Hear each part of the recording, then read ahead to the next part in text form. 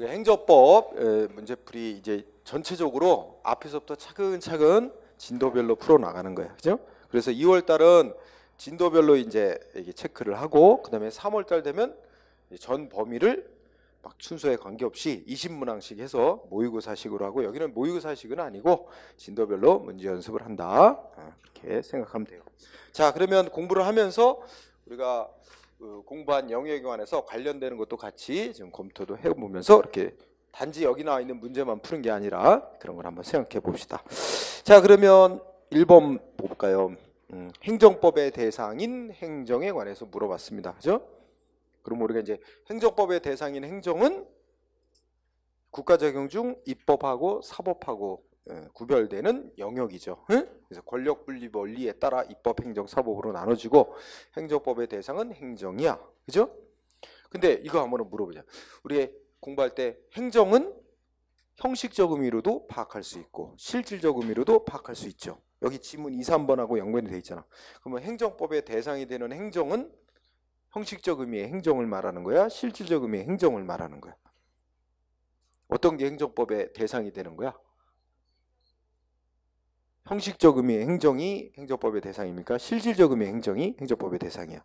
즉 형식적 의미의 행정이란 행정기관이 수행하는 모든 활동, 이게 행정법의 대상이야? 아니면 실질적 의미의 행정은 행정기관이 하는 뭐 입법부나 사법부에서 하는 활동이라도 그 내용이 행정에 속하는 활동이라면 행정으로 보는 거잖아. 그게 실질적 의미의 행정이잖아.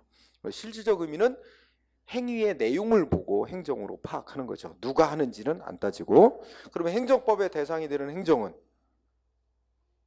형식적 의미의 행정기관이 하는 활동만 행정법의 대상일까? 아니면 다른 국가기관이 하는 내용적으로 행정에 속하는 활동도 행정법의 대상이 되느냐? 어때요? 둘 다 되는 거야.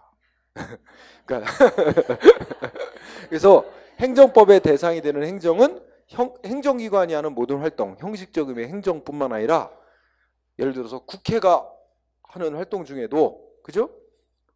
실질적으로 행정에 해당하는 활동은 행정법의 대상이 되죠. 자, 어쨌든 지문의 1번은 거기 추상적이라는 말 때문에 틀렸어. 그죠? 우리가 그러면 추상적 사안에 대해서 뭔가 이게 법적으로 이게 규정해 놓고 이게 다루는 활동, 이거 뭐예요? 추상적 사안에 대한 규율하면 무슨 작용이야? 입법, 사법, 행정 중에 입법 작용을 나타내는 거죠. 응? 원래 법은 일반적이고 추상적인 규범이라 그러죠. 그래서 불특정 다수의 사안에 적용되는 거잖아. 그죠? 그래서 추상적 사안에 대한 규율, 그러면 입법 작용을 가리킨 거고, 행정은 그렇게 추상적으로 만들어진 규정을 구체적으로 특정 어느 사안 하나하나에 적용, 집행하는 작용이 행정이야. 그죠? 그래서 행정은 구체적 사안을 대상으로 하는 거죠. 그래서 1번 X고. 그 다음에 우리 2, 3번 지문은 이제 행정심판의 재결. 행정심판의 재결 누가 해? 소위 우리가 이제 행정심판법 공부하면 행정심판위원회에서 이제 신청받아 판정하는 거잖아. 그러면 행정심판위원회도 뭐야? 행정기관이야.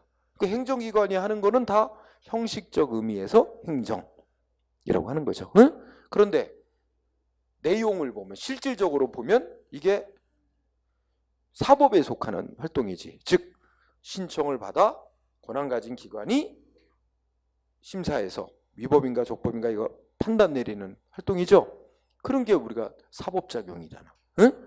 그러니까 행정심판의 재결은 행정기관이 판정하는 활동이니까 형식적 의미로는 행정이지만 실질적 의미에서는 소송에서 법원이 재판하는 활동과 똑같단 말이야, 내용적으로. 그래서 실질적 의미로는 사법에 속하는 거잖아. 반대로 설명이 돼 있는 거지. 응? 그래서 실질적 의미의 행정에는 안 속해. 실질적 의미로는 사법에 속하는 작용이야. 그러나 형식적 의미에서는 행정에 속하는 활동인 거죠. 응? 그래서 반대로 돼서 안 되고. 3번 국회 사무총장이 소속 공무원 임명하는 거? 그러면 국회 사무총장이니까 입법부에 속해 있어요. 그죠? 국회에 속해 있는 거 아니야? 국회에 소속된 기관이 하는 거니까 형식적 의미로는 뭐야? 입법부에서 하는 거잖아. 형식적 의미로는 입법. 근데 실질적 의미로는 법 만드는 활동하는 거 아니잖아. 만들어진 법대로 공무원에게 뭐 인사 조치하는 거잖아. 이게 구체적인 법 집행 조치예요.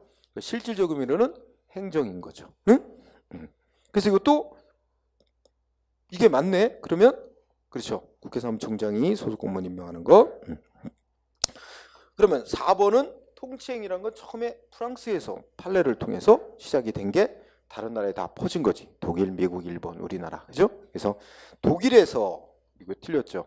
프랑스에서 시작이 됐죠. 네. 그래서 뭐 이 앞에 행정법의 대상인 행정에 관해서 묻는 거는 시험에 그렇게 자주 나오는 게 아닙니다. 어쩌다 한 번씩, 아주 어쩌다 한 번씩 나오는 정도. 그래서 좀 가볍게 공부하고요. 그 다음에 오히려 이제 이쪽 앞쪽 부분에서는 통치행위가 그래도 조금은 출제 빈도가 조금 있죠. 응? 통치행위 하면 떠오르는 단어가 재판이 곤란한 사항이야. 그죠? 그래서 고도의 정치적, 군사적, 외교적 뭐 이런 성격이 많이 들어있어서 오로지 법적 잣대로만 위법이다 이렇게 판단하기 곤란한 영역의 문제를 통치행위라고 하죠. 응? 대부분 국가의 최고 의사결정 내리는 대통령이나 국회 이런 데서 주로 하는 행위들이 통치행위로 인정이 되죠. 자, 그러면 통치행위 옳은 거 오라는데 1번은 왜 틀렸어요? 예. 통치행위, 어떤 행위가 국가기관 행위가 통치행위로 인정되면 재판에서는 제외될 수는 있어. 그게 통치행위의 특성이야. 그래서 사법적 통제에서는 제외될 수 있지만 정치적으로 뭐 국회가 비판하고 그죠? 하는 거? 예, 그거는 얼마든지 가능. 그죠? 그럼 예를 들면 요새 뭐라 하더라? 엊그제 자유한국당 무슨 얘기하면서 박근혜 대통령 사면 시켜줘야 된다 이런 얘기가 나왔대. 그럼 만약에 문재인 대통령이 박근혜 대통령 사면 시켜주는 조치를 했어. 응? 그러면 대통령의 이 사면 조치, 사면권 행사하는 조치 이거 통치행위로 인정이 된단 말이야. 그래서 법원에서 위법인지 아닌지 재판 안 해요. 하지만 여론, 정치적으로 막 문재인 대통령 비난할 수도 있지. 응? 아니 왜 사면해 주느냐, 그죠? 정치적 비판은 얼마든지 자유롭게 가능한 거죠. 근데 사법적 통제, 즉 재판에서 제외될 뿐입니다. 응? 그래서 정치적 통제로부터 자유롭다, 정치적 통제로부터까지는 자유로운 게 아니라서 이렇게 틀린 거예요. 사법적 통제에서는 제외될 수 있어. 그러니까 자유롭다고 말할 수 있어요. 응? 그다음에 2번은요. 선거잖아, 선거. 대통령 선거, 국회의원 선거. 우리나라에서 모든 선거는 다 뭐가 될 수 있어요? 재판 대상이 돼요. 재판 대상이 되도록 돼 있는 거는 통치행위가 아닙니다. 응? 그죠? 그래서 대통령 선거 통치행위에 속하지 않는다. 그러면 저기 경상북도 예천군의회 박종철 의원 징계해서 제명시키는 결정 내렸어. 예천군의회에서 징계해서 제명시키는 결정했어요. 거기에 반발하는 그 의원 이거 소송할 수 있어요, 없어요? 할 수 있죠. 그러면 소송 가능한 행위니까 재판 대상이 되는 행위죠. 그럼 뭐야? 통치행위 아닌 거야. 지방의회에서 의원 제명시키는 결정은 재판 대상 되니까 통치행위 아닙니다. 그러나 국회에서 국회의원 제명시키는 결정은 그건 헌법이 법원에 소송할 수 없다고 명시해놔서 재판에서 제외돼요. 그래서 국회에서 국회의원 제명시키는 결정은 통치행위야. 응? 재판에서 제외시켜 놓고 있다고. 근데 지방의회에서 지방의회 의원 제명시키는 결정은 재판 대상 되니까 통치행위 아닌 거예요. 응? 네, 그건 여기다 결부해서 얘기한 거예요. 그러나 모든 선거는 통치행위 아닙니다. 다 재판 대상 돼요. 선거 무효다 해가지고 선거 무효 확인 소송 이런 거 다 가능해요. 그렇기 때문에 2번이 정답이 되는 거예요. 응? 재판 대상 되는 건 통치행위가 아닙니다.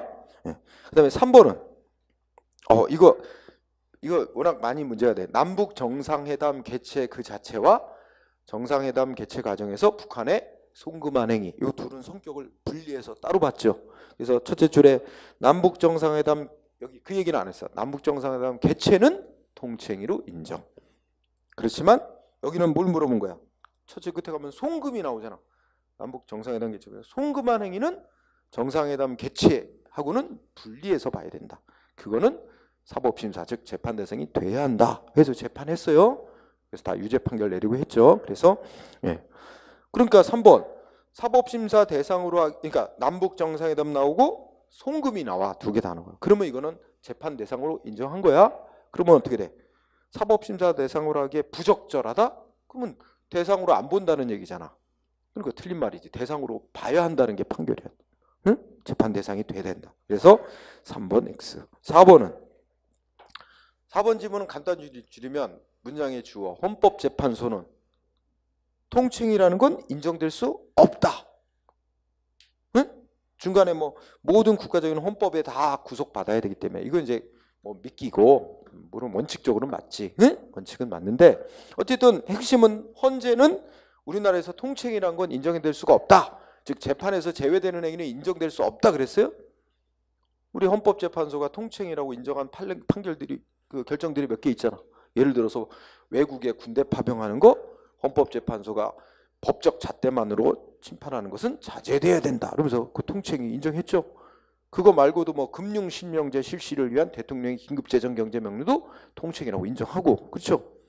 그래서 여러 건이 있어요. 그래서 결론은 우리 헌법재판소도 통칭위를 인정하는 거야. 응? 다만 이제 중간에 모든 국가작용은 헌법에 어긋나면 안 된다. 헌법에 기속된다. 이건 원칙적으로 맞지만 그렇더라도 예외를 인정하는 거지. 통칭이란 걸 예외로 인정하는 겁니다. 응? 그래서 X가 됐죠. 자, 그 다음에는 3번 이제 세 번째 주제가 행정법이 성립 발달되어 과정 묻고 있어요. 그죠?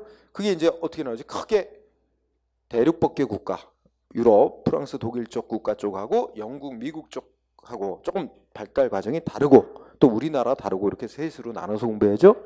근데 소위 우리가 공부하는 행정법은 원래 대륙법계, 프랑스, 독일에서 먼저 발달이 됐고 영미법계는 뒤늦게 발달이 됐어. 그죠? 예. 근데 왜 영미법계는 뒤늦게 발달됐죠? 거기는 그 국가하고 국민 사이에, 그러니까 모든 국민들은 다 평등 대우를 받아야 된다. 모두 같은 법에 적용을 받아야 하고 같은 재판 절차에 따라야 된다. 이게 너무 강조됐어. 그래서 국가와 국민 사이도 다 평등 원칙에 따라서 동일한 법과 동일한 재판 절차를 거쳐야 된다. 이렇게 되니까 우리 행정법의 특징 중에 하나가 국가 측, 즉 행정 권한의 우월적 지위를 인정하는 거 아니야? 그런데 이게 부대등한 관계를 인정하는 거잖아요. 이게 특징 중에 하나인데, 그러니까 평등 대우를 강조하니까 행정부, 행정 권한의 우월적 지위를 인정하는 그런 행정법을 발달시킬 생각을 잘 못 갖게 되는 거죠. 응? 자, 관련해서 1번 보면 그래서 가가 틀린 이유예요. 법 앞에 평등을 너무 강조하면 국가와 국민 사이에 대등한 관계, 응? 평등한 관계를 너무 내세우면 국가의 우월적 지위를 인정하는 행정법이란 게 발달하기가 힘들어집니다. 그래서 오히려 영미법계에서 성립 발달을 그러니까 성립 발달되지 못하게 저해한 요인으로 작용을 한 겁니다. 그래서 영미법계에서는 뒤늦게 20세기 이후 2차 대전 이후에 가서야 비로소 행정권의 우월적 지위를 인정하는 행정법이 뒤늦게 발달이 되죠. 응? 그 전까지는 너무 평등을 강조하다 보니까 발달이 덜 됐고, 그래서 가가 X예요. 그죠? 성립 발달을 촉진시키지 않았다. 영미법계에서 오히려 성립 발달을 저해한 요인으로 작용을 했다. 응? 그래서 나는 앞에 프랑스가 나왔어요. 응? 그 다음에 문장 첫째 줄 읽어보면 행정권의 우월적 지위 확보를 목적으로 공권력 중심으로 이런 단어가 나오죠. 그러면 자, 그거의 키워드도 공권력 중심으로 국가의 우월적 지위를 보장하고 국가가 공권력 행사하는 거에 대해서 어떤 특권을 보장하고 뭐 이런 공권력 중심으로 행정법이 발달한 쪽은 독일입니다. 독일. 응? 프랑스가 아니라. 그래서 문장 속에서 공권력 중심이라는 단어가 키워드가 돼. 공권력 중심으로 발달 그러면 독일 얘기를 하는 거야. 응? 이렇게 보고요. 그 다음에 다는 또 익숙하죠, 여러분들이. 응? 자, 영미법계에서는 뒤늦게 발달했어요, 행정법이. 그래서 이제 그 사회 문제를 해결하기 위해서 무슨 행정위원회, 모모 행정위원회 이런 식으로 위원회를 많이 설치하면서 그 위원회 설치를 하는 새로운 법들이 제정이 됐는데 그 새로운 법들이 예전에는 없었던 새로운 특성, 국가의 우월적 지위 뭐 이런 걸 정해놓은 그런 법이라서 그때부터 행정법이 성립 발달된 걸로 봅니다. 그래서 영미 뒤늦게 20세기 이후에 행정위원회가 만들어지면서 행정위원회의 권한행사 기능 이걸 중심으로 발달이 됐고 특히 뭐 중심으로 발달했다 배웠어요? 절차법, 실체법이 아니라 절차법. 그러니까 법을 나눌 때 절차법은 이제 권한 행사하는 절차 정해놓은 거죠. 그래서 특히 우리가 우리 행정 절차법 공부하지만 이 행정 절차에 관한 내용이 다 영미법계에서 들어온 거야. 그래서 뭐 사전 통지하고 의견 청취하고 이런 거 다 영미법계 쪽에 거. 절차는 그쪽이 우선이야. 영미법계가. 그래서 법을 만들어도 권한 행사는 절차 중심으로 법을 만들었어요. 그래서 실체법 이거는 이제 무슨 내용의 조치를 할 수 있는지 그 내용을 정해놓은 법이 실체법이라고 분류할 수 있는 건데 그거보다는 절차에 관한 법 중심으로 줄여서 절차법 중심으로 그래서 다가 틀렸고 그죠? 그 다음에 라는 두 개 문장이 있어. 우리나라는 국가의 법을 공법 계열의 법, 개인사자 쓰는 사법 계열의 법 이렇게 구분합니다. 그죠? 이거는 이제 대륙법계적인 특징이에요. 우리나라는 독일적 법을 받아들였기 때문에 그래서 이게 이원적 법체계가 이제 구분하는 체계를 갖고 있다는 거죠. 이거 맞아? 그래서 우리 행정법은 공법 계열에 속하는 법으로 파악합니다. 그래서 우리 뭐 공법 관계니 사법 관계니 이렇게 구분하고 소송 절차도 뭐 공법 관계에 관한 거는 행정소송, 사법 관계에 관한 분쟁은 민사소송 이렇게 구분하고 있는 게 다 이 공법 사법 구별하기 때문에 그런 거죠. 그런데 콤마 뒤가 문제야.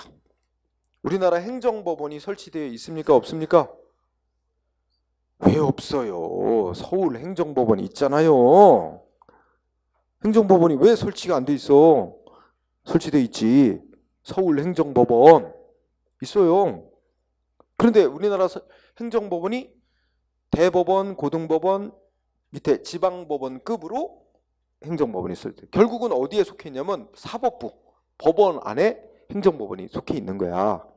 그러면 용어상 우리가 이제 이 행정소송 사건만 따로 별도로 재판하는 법원을 사법부 밖에 예를 들면 행정부에다가 따로 행정사건만 재판하는 행정법원을 따로 설치해 놓고 운영한다. 그럼 어떻게 돼요? 그러면 그 뭐냐면은 그런 국가를 행정국가주의라 그래. 행정국가주의를 채택하고 있다. 행정국가주의를 하려면 핵심이 뭐라고? 행정소송 사건하는 법원을 사법부 밖에다가 설치해 놓은 거야. 응? 예를 들면 행정부에 따로 설치해 놨다든지 그런 제도를 택하고 있을 때 행정국가주의를 택하고 있다 그래요. 반면에 행정소송 사건도 사법부에서 재판을 한단 말이야. 그러면 사법부에 설치되어 있는 법원에서 재판하면 사법국가주의를 채택한다 그래. 그래서 영미법계는 행정소송 사건도 사법부 안에 만들어 놓은 법원에서 재판하니까 사법국가주의를 택해. 그런데 독일, 프랑스는 행정소송 사건 재판하는 재판소를 사법부 밖에 별도의 법원으로 따로 설치 운영해요. 그러면 요런 제도를 택한 나라를 행정국가주의라고 한다 그랬죠. 그럼 우리나라 행정법원이 만들어져 있긴 있어. 근데 우리나라 행정법원이 어디에 만들어져 있어? 사법부 안에 대법원, 고등법원 밑에 지방법원급으로 설치해놨어. 그러면 사법부 내에 설치된 법원이 행정법원이 행정사건 재판하니까 우리나라는 뭐야? 사법국가주의를 택하고 있다고 해야 맞지. 그러니까 행정법원이 있다 그래서 무조건 행정국가주의를 택하는 게 아니라 그게 소속이 어디냐에 따라서 다른 거예요. 응? 요거 보니까 엊그제 뉴스 시간에 그런 거 나오더라. 뭐가 나왔냐면 그러면 행정법에서 나오는 꽁세유됐다라고 있지. 꽁세유됐다. 꽁세유됐다. 발음이 이상할지 몰라도 그러니까. 근데 그게 TV에 딱 나오더라고 뉴스에. 뭐 나왔냐면 프랑스에서 요새 뭐 오렌지랜다. 뭐 노란 조끼 시위 뭐 이런 거 막 하지. 과격 시위 하더라고요. 그죠? 그래서 프랑스 경찰이 뭐 쏜대? 고무탄을 쏘는 거. 그 시위들을 향해서 경찰이 고무탄을 쏘는 게 위법이냐 아니냐 이게 소송이 들어갔나 봐. 근데 이제 그 기사에 프랑스에 이제 꽁세유됐다 해서 그 프랑스 행정법원에서 고무탄 사용하는 건 적법이다 이러고 판결 내렸다고 소개가 뉴스에 나오더라고. 그러면서 되게 반갑잖아. 꽁세유됐다고 하니까. 그래서 그런 프랑스 같은 나라는 행정사건 재판하는 법원을 꽁세유됐다라고 부르는데 그게 사법부 밖에 있어요. 따로. 응? 그래서 사법국가주의를 택하는 거야. 응? 따라서 라도 틀린 거야. 행정법원이 설치되어 있지만 사법부 내에 설치되어 있기 때문에 우리나라는 사법국가주의를 택하고 있는 거다. 응? 그 점을 그래서 이 문장을 잘 이해하려면 행정국가주의와 사법국가주의를 잘 분석을 해야 되겠죠. 응? 그리고 우리나라는 행정법원이 사법부 안에 설치되어 있다는 점 고려해야 돼. 물론 행정법원이 서울에만 있긴 있어. 지방에는 아직은 설치가 안 됐지만 설치는 돼 있는 건 맞죠? 자, 그렇게 풀면은 다 틀렸나? 그래서 4번이 답이 된 거죠. 자, 그 다음에 이제 우리 법치주의 내용을 법치주의를 크게 말하면 모든 국가의 활동은 법에 따라 이루어지고 법에 어긋나면 안 된다. 그죠? 근데 요거를 행정에만 적용해서 말할 때는 좁게 말할 때는 법치행정. 뭐 의미는 똑같아지는 거예요. 법치행정이 되고 그러면 뭐 생각나요?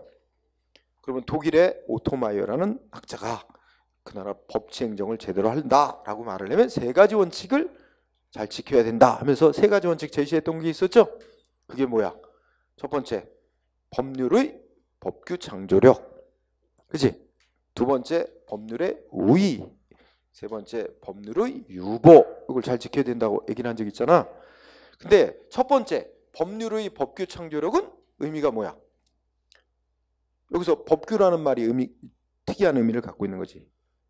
법률의 법규 창조력 할 때 법규라는 말은 국민의 권리와의 효력 갖는 법은 국회가 만들어야 된다 이런 원칙 아니잖아. 법률로.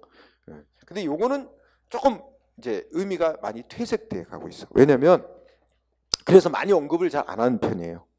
시험 문제에서도. 왜 그럴까? 옛날에는 국민의 권리와 의미에 효력 미치는 법은 국회가 법률로만 만들어야 된다 했지만 점점점 어떻게 돼가고 있어? 우리 헌법에도 보면 대통령은 헌법 76조에 보면 대통령은 국가에 어떤 긴급 사태가 생기면 뭐 할 수 있어? 응?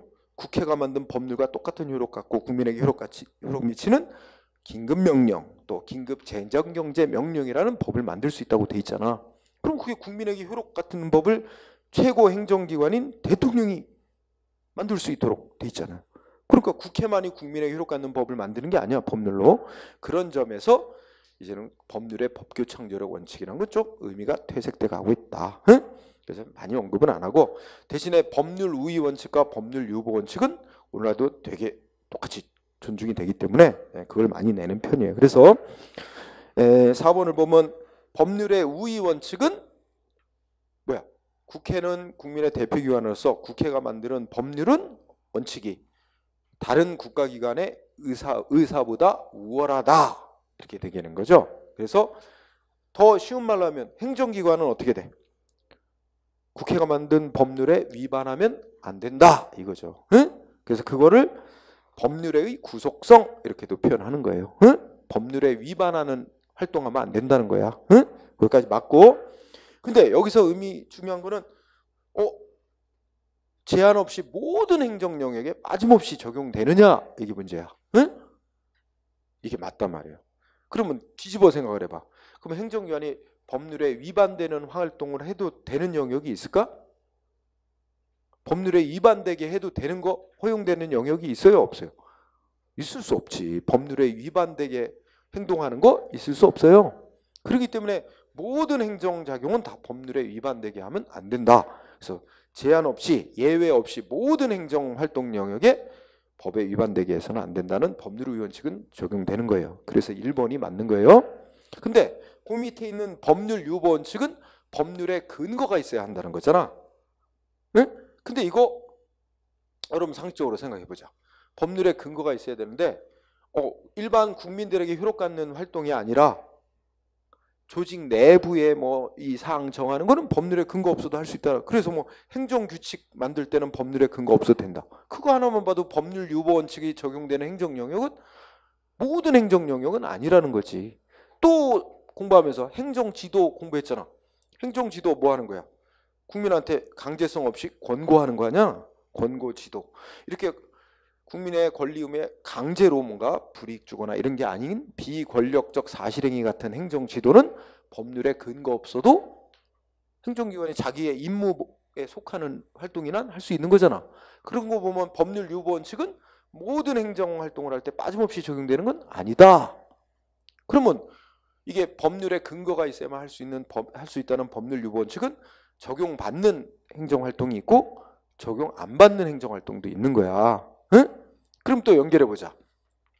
여러분들이 행정행위에 직권 취소 철회 이거 공부한 적 있죠?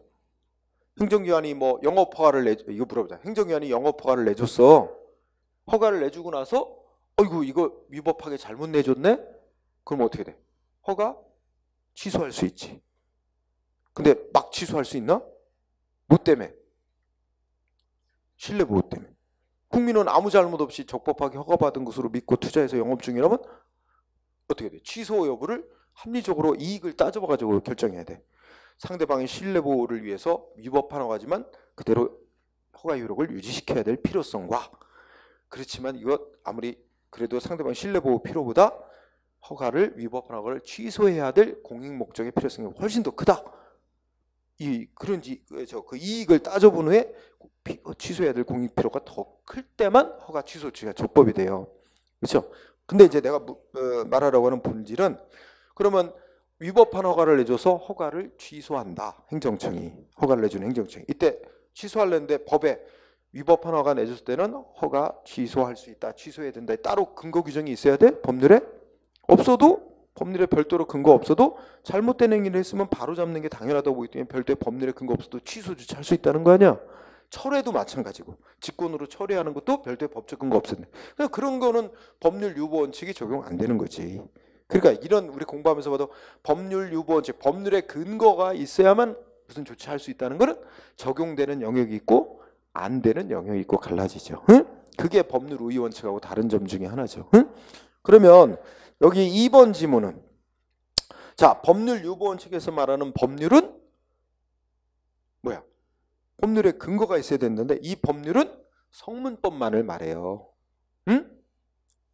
그 성문법의 제일 상위는 국회가 만든 법률에 근거가 있어야 된다는 거지. 응? 근데 이제 법률에 정해놓고 법률에서 좀 세부사항은 대통령이나 장관한테 정해라 해가지고 위임이 되잖아. 그러면 대통령령이나 장관이 정한 부령도 행정조치하는 근거가 될 수 있어. 왜냐면 법률에 근거 두고 만들어진 거니까. 그러니까 총 묶어서 얘기하면 성문법에 근거가 있어야 되는 거야. 응? 근데 국민한테 무슨 불이익조치라는데 뭐 관습법에 근거해서 불이익조치? 그거는 국민한테 어떤 조치라는 근거가 되는 법이 될 수가 없어요. 관습법 같은 불문법은. 응? 그러면 법률 유보 원칙에서 말하는 법률은 이때 법률의 의미는 성문법만을 말한다. 응? 그 성문법의 원칙은 법률에 근거가 있어야 된다는 거고 위임 명령도 행정권 발동의 근거가 되기는 한다. 그러니까 성문법만을 말하지만 불문법은 행정권한 발동의 근거가 되는 법이 될 수가 없어요. 그렇기 때문에 불문법인 관습법은 포함이 안 됩니다. 응? 행정권 발동의 근거가 되는 법이 될 수가 없어. 그러나 그래서 2번 틀린 거죠. 그러면 질문 1번에서 법률 우위 원칙 뜻 뭐다? 법률에 위반되는 행위하면 안 된다. 근데 여기서 말하는 1번에서 말하는 법률 우위 원칙에서 말하는 법률은 관습법 같은 불문법도 포함을 할까요? 안 할까요? 해죠. 왜냐하면 행정기관이 위반하지 말아야 될 법의 종류는 다 포함되는 거야. 응? 따라서 1번에 추가한다면 법률 우위 원칙에서 말하는 법률은 불문법도 포함합니다. 위반하지 말아야 될 법을 의미하기 때문에 거기는 불문법도 위반하면 안 되잖아요. 그런데 법률 유보는 국민한테 행정권 발동하는 근거가 되는 법을 말하는 거라 이건 성문법만을 말하지 불문법은 거기에 포함시키지 않습니다. 응? 그런 차이. 자, 그래서 2번 틀렸고 3번은 어떻게 돼요? 키워드는 예산이에요. 예산.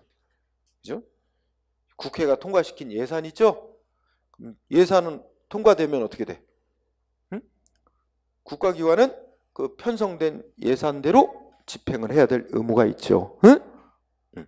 그러나 예산은 국민까지 구속하지는 않습니다. 그렇죠? 응? 정부 예산에 따라서 뭐 어떻게 해야 돼요? 우리 국민들이. 그죠? 그래서 그 예산은 법률하고 같은 점은 뭐야? 예산과 법률이 같은 점은 뭐예요?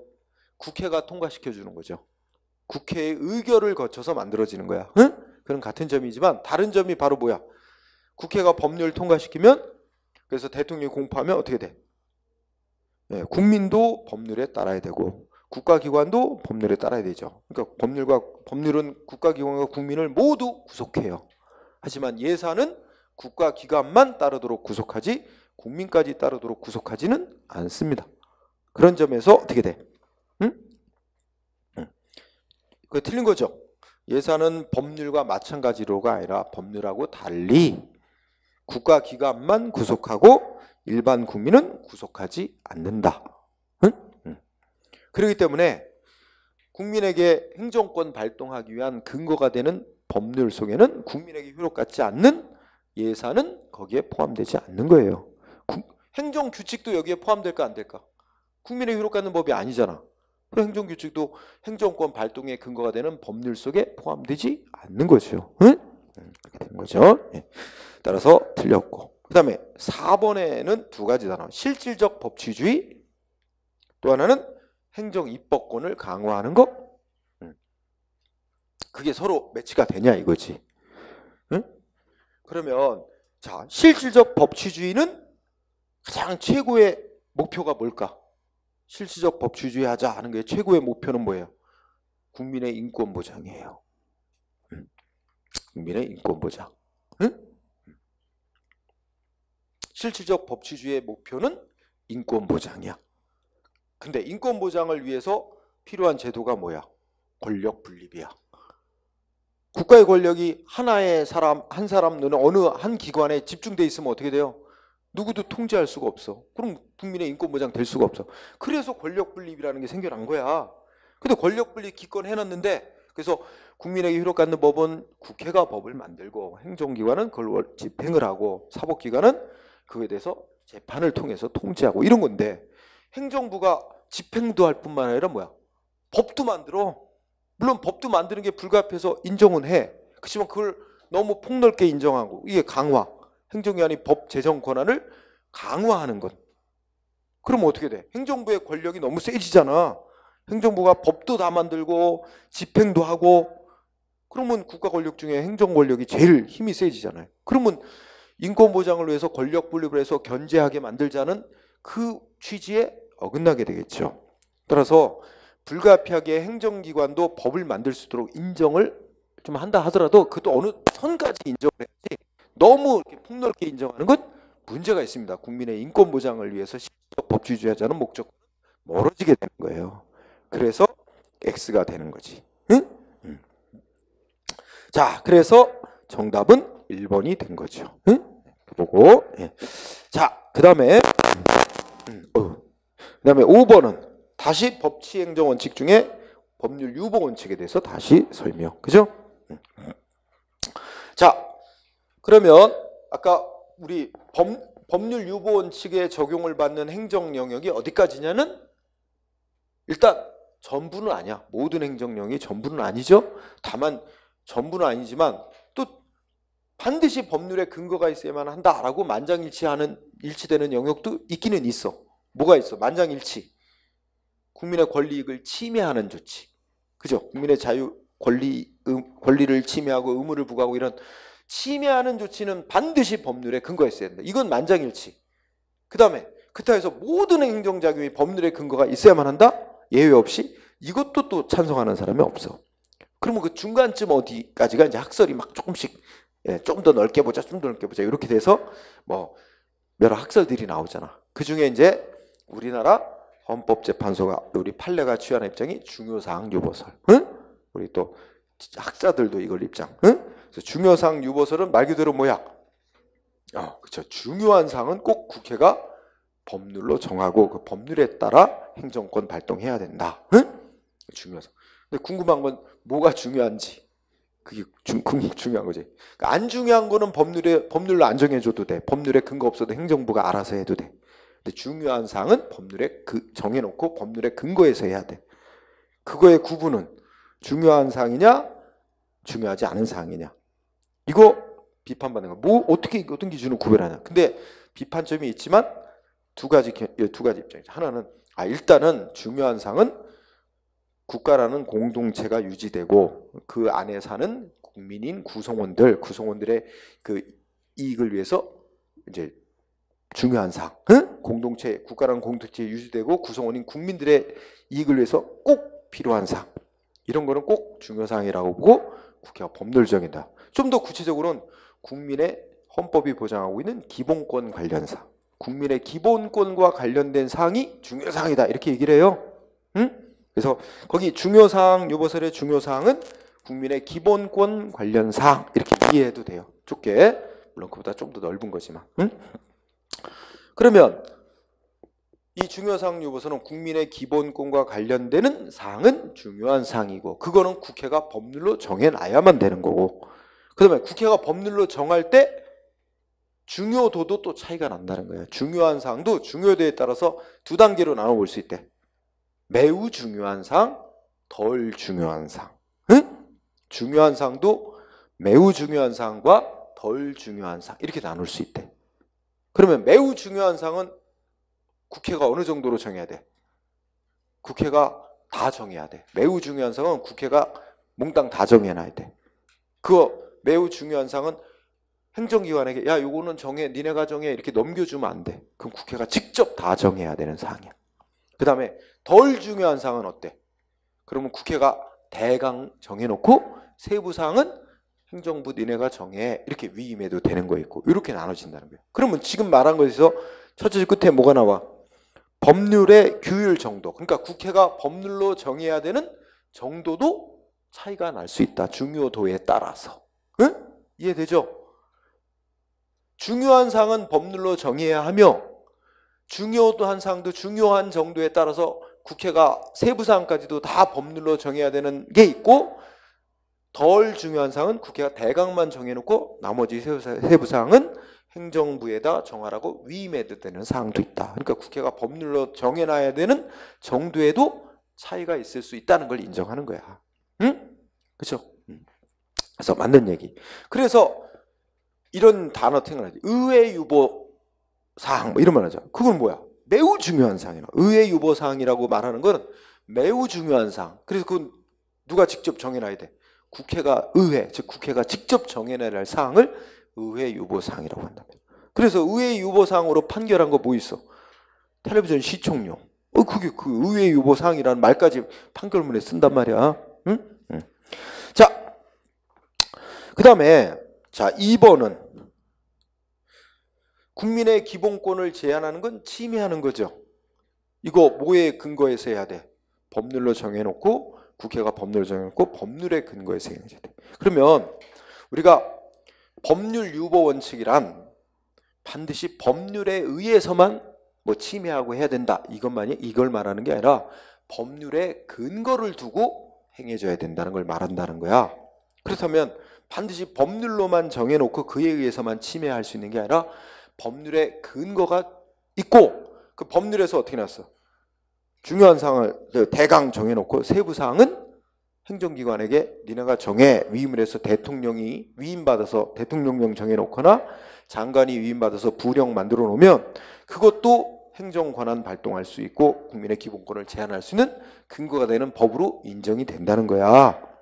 그래서 2번, 국민의 기본권을 제한하는 게 반드시 국회가 만든 법률에 의해서만 제한할 수 있는 게 아니라 법률로부터 구체적으로 위임을 받아 만들어진 위임명령, 즉 법규명령에 의해서도 제한할 수 있다는 겁니다. 응? 반드시 법률에 의해서만 제한해야 된다, 그 얘기를 말하는 건 아니라는 거야. 응? 그래서 2번도 위임입법이 뭐 위임명령 이렇게 생각하면 되지. 응? 그 다음에 여러분들이 잘 아는 3번, 텔레비전 수신료 나왔잖아. 그죠? 시청료야. 이거 뭐와 관련됐어? 국민의 기본권 중 재산권하고 관련돼 있습니다. 간단히 말해서. 그죠? 국민의 기본권 관련 사항이니까 누가 정해야 돼? 국회가 정해야 될 사항이다. 근데 국회가 시청료 금액 얼마로 할지를 하나도 안 정하고 KBS에게 정하라고 권한을 넘겨줬어. 이거 법 잘못 만들었다, 이거죠. 응? 그래서 위헌 판정 내렸죠. 3번은 그래서 틀렸죠. 첫째 줄 끝에 납부 의무자의 범위와 달리라는 말도 틀린 거야. 달리가 아니라 납부 의무자의 범위와 마찬가지로, 응? 납부 의무자의 범위와 마찬가지로 뭐해? 시종료 금액을 얼마로 정하느냐 하고 납부해야 될 의무자가 누구까지냐 하는 거, 이거는 동일하게 중요한 사항에 속한다는 거야. 첫째 끝에 본질적이고 중요한 사항이므로 반드시 국회가 스스로 정해야 할 사항에 속한다. 이게 판결문이죠. 네, 틀렸고 3번이 답이네요. 그 다음에 4번은 비교적 최근 판례로서, 비교적 최근 거로서 최근 시험에 계속 나오고 있는 판례. 그래서 첫째 줄에 지방의회 의원에 대해서 유급 보좌 인력을 두는 것, 이거죠. 응? 보좌관을 채용하고 보수를 지급하는 그런 유급 보좌관을 두도록, 그건 누가 정해야 된대? 그건 국회가 법률로 정해야 할 사항이다. 응? 그래서 지방의회가 지방자치단체 조례로 함부로 정할 사항이 아니다라는 게 판결이죠. 응? 그래서 맞는 내용. 요새 이게 자주 나오고 있습니다. 자, 그렇게 공부하고 그 다음에 6번 또 주제가 뭐예요? 행정법은 이제 법치행정과 연관해서 행정을 할 때 법의 근거를 두고 법에 위반하면 안 되는데, 그러면 행정을 할 때 따라야 될 법의 종류를 얘기하는 게 법원에 관한 논의죠. 응? 그래서 우리가 행정법의 법원에 관한 논의는 크게 성문의 법이 있고 불문의 법이 있다. 응? 성문의 법은 헌법을 정점으로 해서 헌법, 법률, 그다음에 명령, 자치법규, 그다음에 조약도 들어가 있고, 그죠? 그다음에 불문법원으로는 세 가지: 관습법, 판례법, 조리 내지 일반 원칙, 이렇게 얘기하는 거 있죠. 그래서 그거 생각날 거예요. 그러면 법원에 관한 설명이 다 틀린 거, 뭐 1번은 헌법 제6조 규정입니다. 우리나라 헌법에 의해서 체결 공포된 조약과 국제사회에서 일반적으로 승인되고 있는 국제법규는 국내 법과 동일한 효력을 가진다. 이게 이제 헌법 조항이에요. 헌법 6조. 근데 이 끝에를 잘 보면 국내 법하고 동일한 효력을 가진다고만 선언이 돼 있죠. 그럼 조약이 국내법 중에 뭐와 같은 효력을 갖는 거야? 예를 들면 조약이, 우리 국내법 중에는 뭐 있어? 헌법이 있고 법률이 있고 뭐 대통령령, 총리령, 부령, 조례, 규칙, 이런 게 다 국내법인데 외국하고 조약 맺었어. 그럼 국내법의 효력이 다 달라요. 차등이 있잖아. 그럼 어떤 거와 같은 효력을 갖는 거야? 그거는 안 써 있어. 그냥 국내법하고만 아니, 국내법하고만 동일한 효력을 갖는다고 돼 있지 국내 법률하고 효력이 같다라고 돼 있지도 않고, 응? 그냥 국내법과 동일한. 그래서 그 다음부터는 규정이 없으니까 그러면 우리 국내법 중에 뭐와 같은 효력을 갖는지는 결국 학자들의 견해와 법원의 판결을 통해서 파악할 수밖에 없는 거예요. 그럼 판례에 의한, 학설과 판례에 의하면 외국과 맺은 조약은 국내법 중에 뭐와 같은 효력을 갖는다고 봐? 헌법의 효력을 갖는다? 헌법과 똑같은 효력? 아니라고 보죠. 헌법보다는 효력이 낮다고 봐요. 그럼 뭐와 같은 효력을 갖는다? 국회가 만든 법률과 같은 효력을 갖는 것도 있고, 또 대통령이 만든 대통령령과 같은 효력을 갖는 것도 있고, 장관이 만든 부령 같은 효력을 갖는 것도 있고, 이렇게 효력이 다르다는 거예요, 조약이. 그러면 그거는 어떻게 구분하냐면 외국과 조약을 맺었는데 국회의 동의까지 다 거쳤어. 그러면 국회가 만든 법률과 같은 효력이 있는 거로 봐. 응? 그 다음에 외국하고 조약을 맺는데 대통령이 사인만 했고 국회 동의는 안 거쳤어. 그럼 어떻게 돼? 그럼 대통령령과 같은 효력을 갖는 거야. 장관이 사인만 했고 국회 동의는 안 거쳤어. 그럼 그건 부령, 장관이 만든 부령 같은 효력을 갖는 거야. 이렇게 보는 거죠. 네? 예, 그건 이제 그렇게 듣고, 어쨌든 1항은 헌법 6조 조항 문구 그대로입니다. 응? 그래서 맞고, 2번은 자, 2번에 첫째 끝에 뭐 나왔어? 가트 협정 약칭, 그죠? 이 가트 협정이 조약이에요. 우리나라가 가입한 조약이야. 근데 이 가트 협정은 국회 동의까지 거쳤어요. 우리나라 국회 동의도 다 거친 거야. 그럼 이게 효력이 뭐겠어? 법률 정도의 효력을 갖는 거야. 국회가 만들어낸 법률. 그러면 이게 법률의 효력을 갖는다. 근데 그 앞에 조례 아니야, 조례. 그럼 어느 게 더 상위법이야? 법률이 상위법이지. 근데 하위법인 조례가 상위법에 위반되게 만들었다는 거냐? 그럼 어떻게 돼? 그 하위법은 무효가 되는 거지. 응? 그 논리가 들어있는 거죠. 응? 자, 그 다음에 3번은 어떻게 돼요? 이게 남북 간의 합의서, 그죠? 중간에 기니까 남북 사이의 합의서. 근데 여러분, 자, 조약이라고 하는 거는 개념 정의가 어떻게 돼서 조약은 국가와 국가 사이에 또 국가와 뭐 유엔 같은 국제 기구 사이에 이 문서로 합의 맺은 게 조약이에요. 응? 명칭은 뭐 협정이라고 부르든 협약이라고 부르든 명칭은 상관없는데 국가와 국가 사이에 국가와 국제기구 사이에 문서로 합의 맺은 걸 조약이라고 합니다. 그러면 여기서 관건은 남북한 사이가 국가 사이냐 하는 게 문제예요. 응? 응? 자, 우리 남북한 간에는 서로를 국가로 인정하지 않습니다. 그렇기 때문에 남북한 간에 합의 맺은 건 조약으로 안 봅니다. 응? 이거는 그냥 서로 정치적으로 신뢰하고 서로 지키기로 그냥 말하면 신사협정 맺은 거 이런 정도로 보는 거예요. 따라서 그 합의 맺은 거에 법적으로 안 따랐다고 문제될 게 없어요. 서로 그냥 지키기로 신뢰를 가지고 약속을 한 건데 이게 외국과 맺은 국가 사이에 맺은 조약 같은 효력이 있는 게 아니야. 따라서 자, 키워드 남북 간의 합의서는 두 번째 줄 중간까지 서로 정치적 책임을 지고 상호간에 성의 있게 이행하기로 약속을 한 거야. 거기까지는 문제가 없어. 그런 것에 불과한 거야. 그래서 뭐는 아니야? 조약은 아니야. 따라서 두 번째 줄 끝에 법적 구속력, 즉 법적으로 지켜야 될 의무가 있는 국가 간의 조약 내지 이에 준하는 것으로 볼 수 없다. 그럼 아주 줄여서 말하면 뭐가 되겠어요? 남북한 간의 합의서는 조약 아니다라는 게 판결이야. 그러니까 법적으로 지켜야 될 의무는 없다. 이런 얘기죠. 응? 그 다음에 그래서 3번이 답이 틀린 거죠. 4번은 어떻게 되는 거야? 행정선례법. 이 단어를 먼저 알아야 돼. 행정선례법. 이게 뭘 말하는 거죠? 그대로 풀면 행정기관이 업무 처리한 선례가 쌓여. 그러면 일종의 관행이 되는 거야. 그러면 이제 사람들이 어떻게 볼까? 국민들이. 아, 저런 사건은, 저런 사안은 행정위가 이렇게 처리하는구나. 반복된 처리 관행을 보고 그대로 믿게 되죠. 신뢰. 그러면 이제 행정기관은 어떻게 돼? 뭐 똑같은 상황이 생기면 똑같이 방식, 똑같은 내용으로 처리를 해줘야 되는 구속을 받게 되는 거지. 그럼 이거 뭘까? 이거 다른 말로 표현하면 행정선례법은 관습법의 한 종류야. 관습법. 행정기관이 업무 처리하는 관행이 반복적으로 이루어졌을 때 국민들이 그걸 신뢰하면 그걸 법으로 보는 거예요. 따라서 이와 쭉 이제까지 처리해온 관행과 별 합리적 이유도 없이 다르게 불리하게 누군가한테 처리하면 위법으로 보는 거죠. 예. 자, 행정선례법은 관습법이다.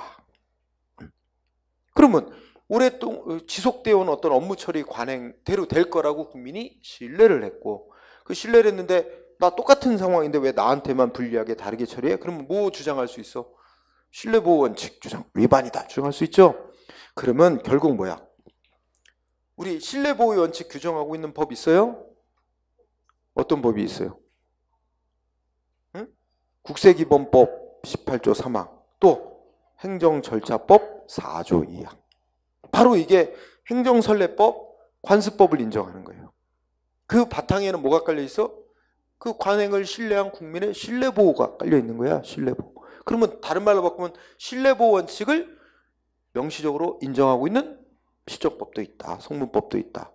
있어. 그게 바로 국세기본법 18조 3항, 응? 행정절차법 4조 2항이 되는 거예요. 신뢰보호 원칙을 인정하고 있는 근거법이 이꼬로 이거야. 똑같은 거야. 응? 그래서 행정절차법에 보면 행정청이 법 해석하고 업무 처리하는 관행이 국민들에게 일반적으로 받아들여지고 난 후에는 뭐 공익을 크게 해칠 우려가 있다든지 다른 제3자의 국민의 이익을 현저히 해칠 우려가 있지 않는 한 소급해서 불리하게 처리하면 안 된다. 이런 내용이란 말이야. 행정절차법 4조항이. 그게 신뢰보호 원칙을 규정하고 있는 성문법 얘기로 근거로 들어지는 거죠. 그래서 같은 얘기다 생각하면 돼요. 자, 그래서 그 다음에 7번은 역시 법원에 관한 주제예요. 이제 법원. 옳은 것으로만 짝 증거라 골라라. 3개 있다는 거지. 응? 자, 거기에 관습헌법이라고 나오죠. 이거 뭐에 대해서 관습헌법이라고 인정했지? 대한민국의 수도가 서울이라는 거는 관습법으로서 헌법의 효력을 갖는 거다라고 인정했어요. 대한민국의 수도가 서울이라는 점. 근데 여기서 핵심은 뭐냐면 관습헌법이 성문헌법과 동일한 효력을 갖는다. 이게 중요한 문구야. 응? 관습헌법은 성문헌법과 동일한 효력을 가지고 이게 맞느냐 이거야. 이거 우리 헌법재판소가 그렇다고 그랬어요. 거지 같은 논리인데. 응? 그래서 간단히 간단히 말하면 관습법이 성문법하고 같은 효력이 있다. 말이 안 되는 거야. 우리나라는 성문법이 우선하고 관습법은 성문법이 없을 때만 보충적인 그 효력을 인정받는 거야. 그럼에도 불구하고 우리 관습헌법은 성문헌법과 같은 효력이 있대요. 헌재가. 그래서 어떻게 돼? 관습헌법을 말하면 부정하거나 이거를 깨트리려면 뭐가 필요해? 성문헌법 개정하는 절차와 똑같은 절차를 거쳐야만 관습헌법을 개정할 수 있대요. 이런 결정을 내렸지. 그래서 일단은 가는 맞는 거야. 응? 우리 헌법재판소 입장. 비판의 소지는 많지만 헌재가 결정한 내용은 그대로입니다.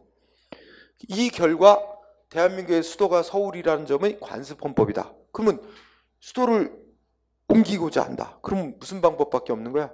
성문헌법을 개정하는 길밖에 없는 거예요. 응? 그 절차를 밟아서 수도를 옮기는 거는 뭐 국회가 법률로 정하도록 한다. 이렇게 만든다든지 해야만 수도를 옮기는 게 허용되지. 안 그러면 이 관습헌법으로 유지되고 있는 건 이걸 깰 방법은 없는 거지. 성문헌법을 고치는 길밖에 없다는 말이 나오는 거죠. 응? 자, 가 들어가야 돼요. 가가 들어가야 돼. 그 다음에 나는 나의 또 알아야 되는 용어가 선례구속의 원칙이야. 응? 이게 뭘 의미하는지를 알아야만 돼요. 선례구속의 원칙은 다른 말로 바꾸면 뭘 의미하는 거야? 판례법을 말하는 거야. 응? 그 선례가 판결 선례를 의미하는 거예요. 그래서 판례법. 그래서 우리 이론 시간에 강조했지만 6번 문제에서 다뤘던 행정선례법은 행정기관이 업무 처리한 선례가 관행이 됐을 때 그걸 관습법으로 얘기하는 거야. 행정선례법 이꼬로 관습법이고 그냥 선례구속 원칙 그럼 뭐야? 판례법을 말하는 거야. 판결 선례를 지정하는 거야. 그래서 그걸 알아야 돼. 그러면 자, 영미법계 국가와 대륙법계 국가 중에 어느 쪽이 판례를 법으로 인정할까? 영미법계 국가에서. 대륙법계 국가는 법 그러면 성문법을 우선으로 치는 나라야. 그리고 법원의 판결은 뭐야? 성문법을 해석 적용해서 그 구체적인 분쟁을 해결한 것일 뿐이라고 봐. 응? 그래서 대륙법계 국가인 독일, 프랑스에서는 판례를 일단 원칙적으로 법으로 안 봅니다. 그러나 영미법계 국가는 법원의 판결 한번 내려지면 그 판결은 바꿀 수도 없고 최고법원의 판결 내려지면 그래서 하여튼 영미법계 국가는 판례를 법으로 인정하는 나라고 대륙법계 국가는 판례를 법으로 인정하지 않는 나라입니다. 일단 원칙이 기본적으로 그래요. 그래서 그럼 나가 틀렸네. 반대로 됐죠. 자, 선례구속 원칙은 영미법계 국가에서 인정되고 있습니다. 그래서 뒷문장보다는 뭐 선례구속의 원칙이 뭔지를 먼저 파악을 해야 알 수 있죠. 그래서 나 틀렸어. 그런데 우리나라는 법원조직법 8조가 있어. 법원조직법 8조에 뭐라고 써 있어? 상급법원이 재판에서 내린 판단은 뭐야? 같은 사건, 상급법원이 판단한 거와 같은 사건, 동일한 사건에 대해서 하급법원을 구속한다. 이렇게 돼 있어요.